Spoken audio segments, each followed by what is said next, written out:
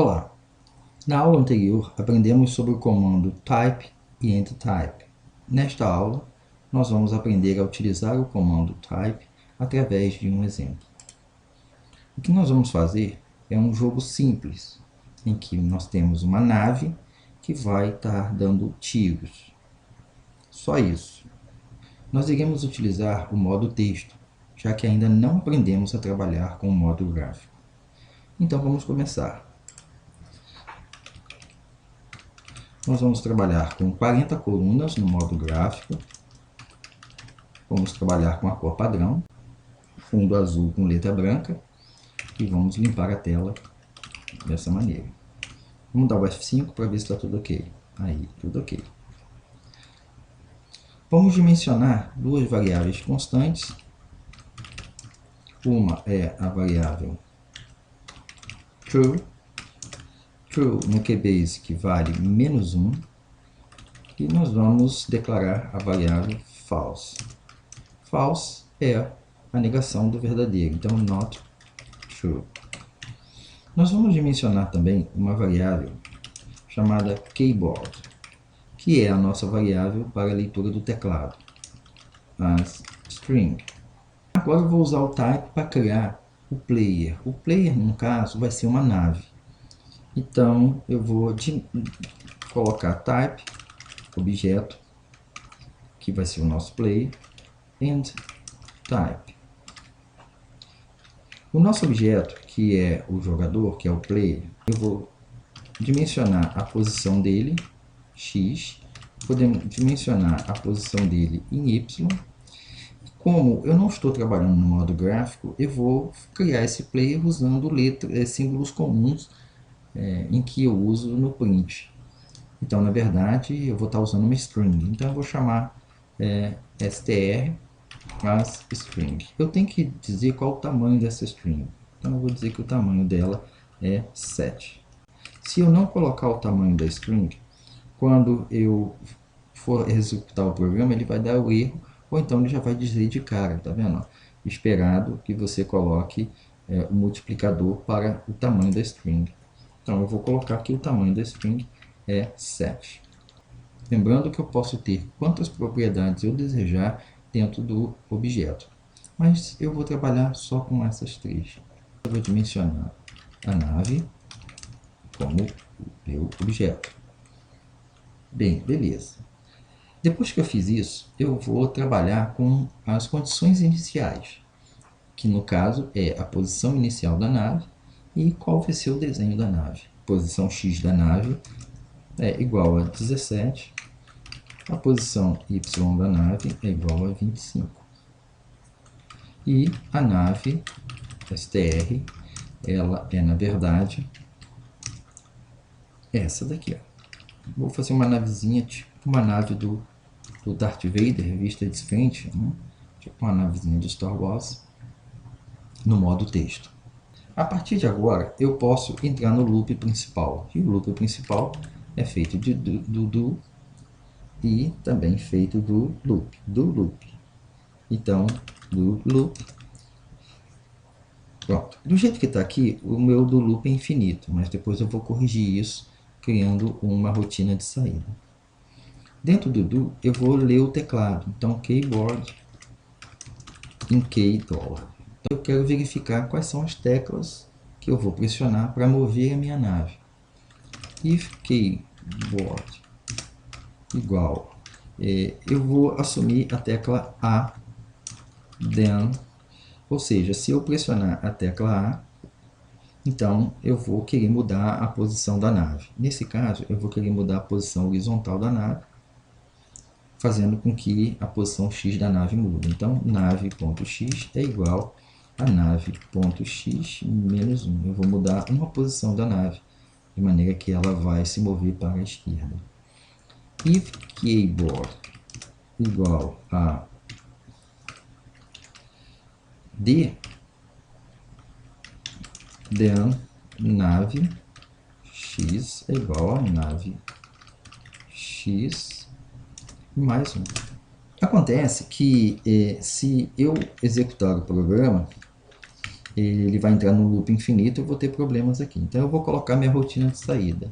Loop until keyboard igual ao caractere $27. Isso significa que eu estou dizendo que dentro do loop, se eu pressionar a tecla ESC, eu vou sair do loop. Se eu rodar o programa, você não vai estar vendo nada. Se eu apertar o ESC, ele sai do programa. Por que eu não estou vendo nada? Porque eu preciso imprimir a minha nave. Eu não imprimi a nave ainda. Então, para imprimir a minha nave, eu vou usar isso, fazer com um locate. O locate, ele tem geralmente a posição Y, coluna, a linha, e essa é a localização, e a gente vai ter que imprimir a nossa nave. Então, print e uma string. No caso, eu vou imprimir a nave string. Quem que é a posição Y? A posição Y do locate vai ser nave Y. Quem que é a posição X? Nave.x. Agora sim, se eu apertar o F5, ele vai estar imprimindo aí a minha nave. Se eu apertar a letra A, ele vai para a esquerda. Tá? Opa, deu uma illegal function call. Vamos ver o que aconteceu. Pronto, vamos rodar de novo. Se eu apertar para o A, ele vai para a esquerda. Se eu apertar o D, ele vai para a direita. O erro que aconteceu foi por causa do seguinte. Se eu ultrapassar o limite, o locate vai dar erro, porque o locate tem uma faixa de trabalho que é dentro dos valores permitidos pelo tamanho da janela. Uma maneira de resolver esse problema é eu criar uma rotina em que eu visualizo a posição da nave e aí eu faço as correções criando ifs que limitam o movimento da nave. Então, por exemplo, eu vou fazer assim, locate 2,2 print nave X. Eu quero saber qual que é a posição da nave X, nave.x. Quando eu rodar, tá lá, ele vai mostrar para mim qual que é a posição da nave X. A nave X ela está na posição 17, quando eu aperto A, ela vai diminuindo, aperto D, ela vai aumentando. Note que, reparem que quando ela vai diminuindo, 2, quando ela chega a 1, tá ok, mas quando ela chega a 0 é onde acontece o erro. Então eu tenho que limitar o movimento da nave quando ela atingir o valor 1. Então, logo após a atualização pelo teclado feito dessas duas rotinas, eu vou criar as minhas limitações. Então, if nave x, se o valor da nave x for menor que 1, then nave.x recebe 1, ou seja, ele nunca vai ser menor que 1. Quando ele atinge um valor menor que 1, ele volta o valor da nave x para 1.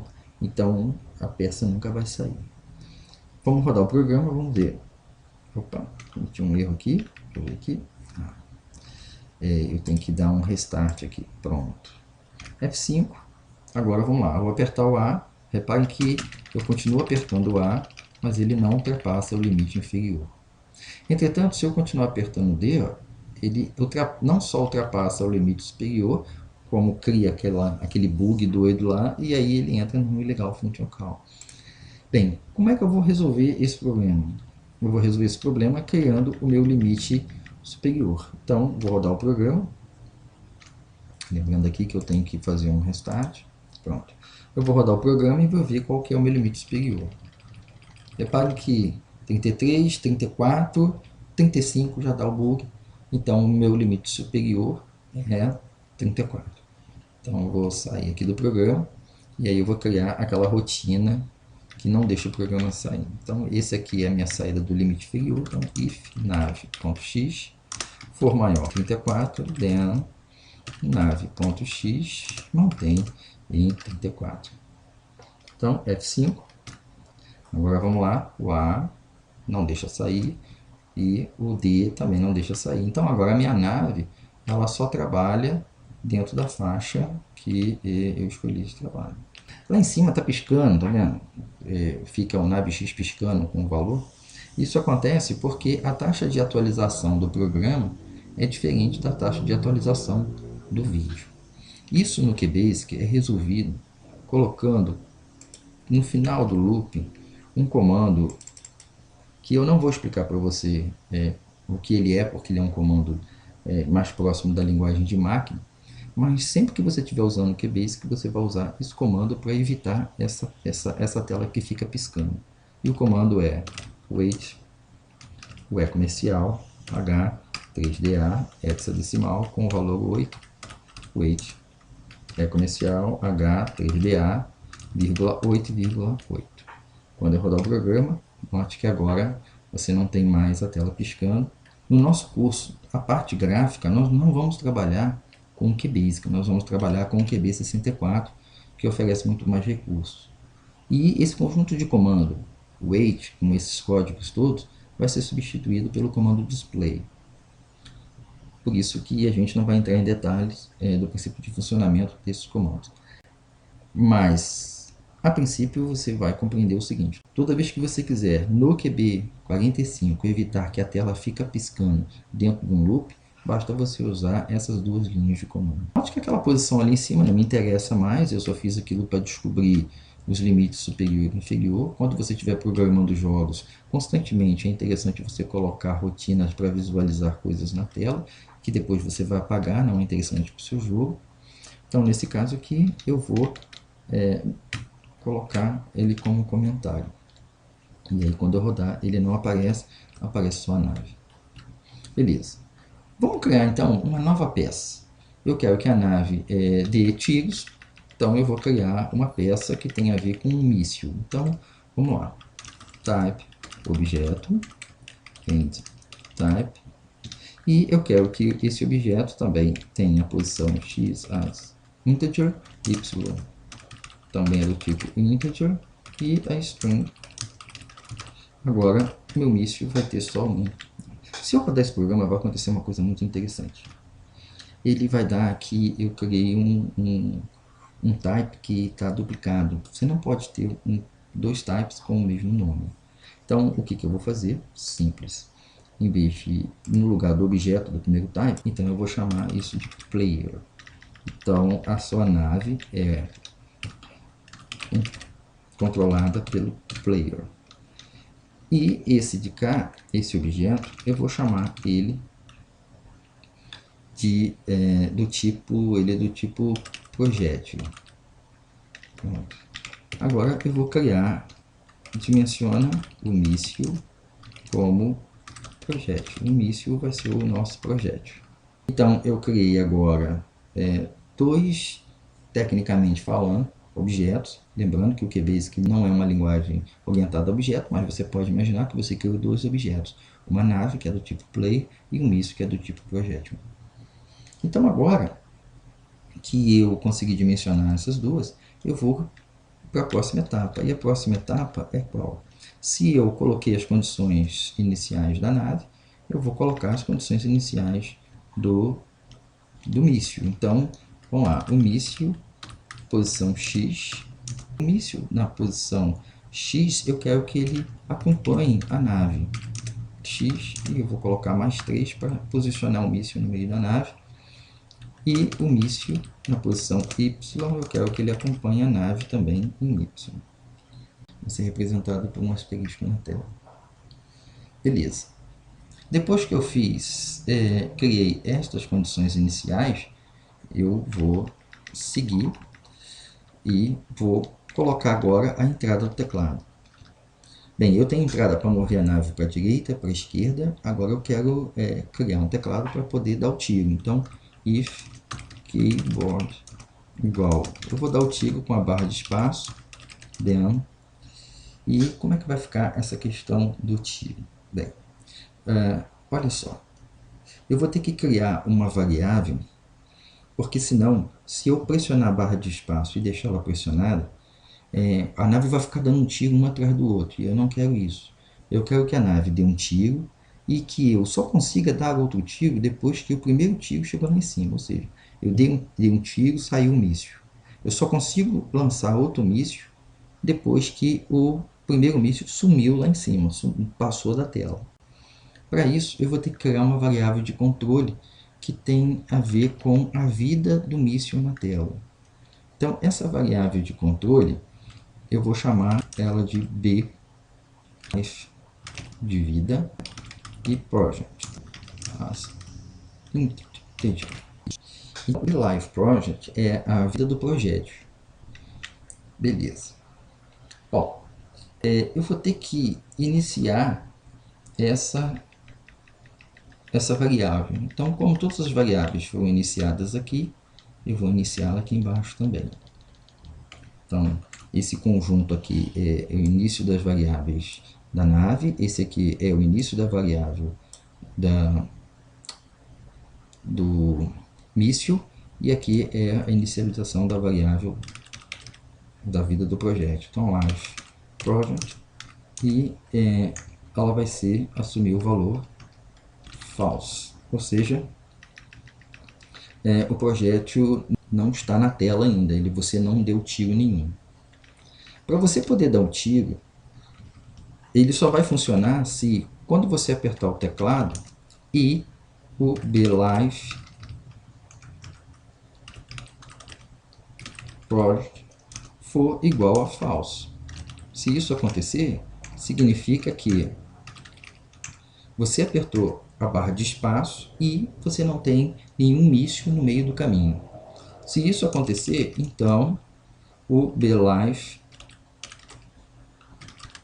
project passa a ser verdadeiro. Então você está dizendo que, bom, olha, agora eu tenho um míssil que está no meio do caminho.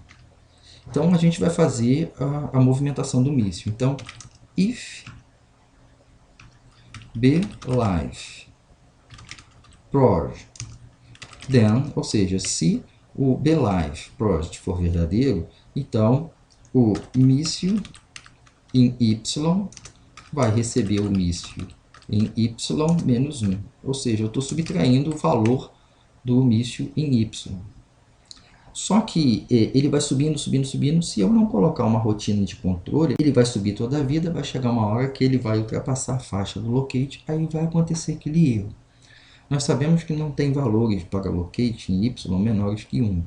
Então eu vou colocar o seguinte: se a posição do míssil em Y for menor que 1, então o que a gente vai fazer significa que o míssil chegou no seu limite. Então o que eu faço? Eu volto ele para a posição da nave em Y. Bem, agora o projétil deixou de existir, porque ele sumiu lá no topo da tela e ele voltou para a nave. Então eu vou pegar o BLife project, não tem mais nenhum projeto no meio do caminho, então eu volto ele para false. E aí finalmente eu dou um end if aqui, fechando esse, e depois eu dou um end if fechando o primeiro. Então, bom, a única coisa que falta agora é mostrar o míssil. Então eu já criei o míssil, comando type, eu inicializei as condições iniciais do míssil. Depois eu criei as rotinas de teclado para você poder dar o tiro no míssil, né, tirar o míssil. E agora eu preciso imprimir um míssil. Então, locate míssil em Y, míssil em X, print míssil.string. Beleza. Após a rotina de verificação dos limites, eu tenho que fazer com que a posição do míssil seja atualizada, e eu não fiz isso. Então, nave x mais 3. Pronto, agora sim, era só esse detalhe aí. Então vamos rodar. Pronto, olha lá. A nave, ela está andando, o asterístico no meio da nave é o míssil. Quando eu aperto, aí acontece o tiro. Quando eu aperto, acontece o tiro. Pronto. Então tá aí feito o exemplo de como a gente pode usar o type para criar jogos. E também nós aprendemos de que maneira nós podemos movimentar coisas, né? Uma técnica para movimentar objetos na tela através do uso dos comandos aprendidos até então.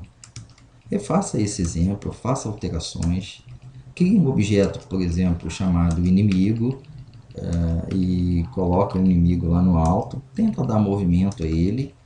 Bons estudos!